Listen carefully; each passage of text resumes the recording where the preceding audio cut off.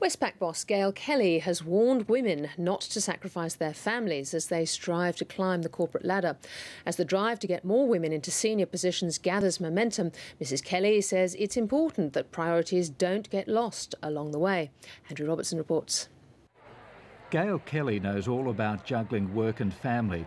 At one point in her life, she had 4 children under 4 and a senior management job in a South African bank. I still think about some of those years as blurs, I have to be honest. You know, just really, there's a big blur element for me about those years, because it's just exhaustion.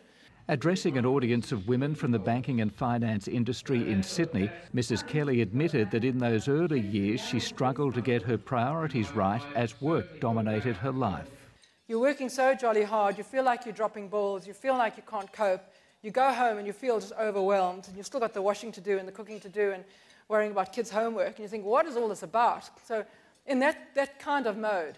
And I'd find then it was my family that would suffer, actually. The Westpac boss says eventually she rethought her life and realised that work needed to be kept in perspective. The big rocks in your life, put them in first. Your children, your relationships, your home, your passions, your health. Put them in first and pay attention to them.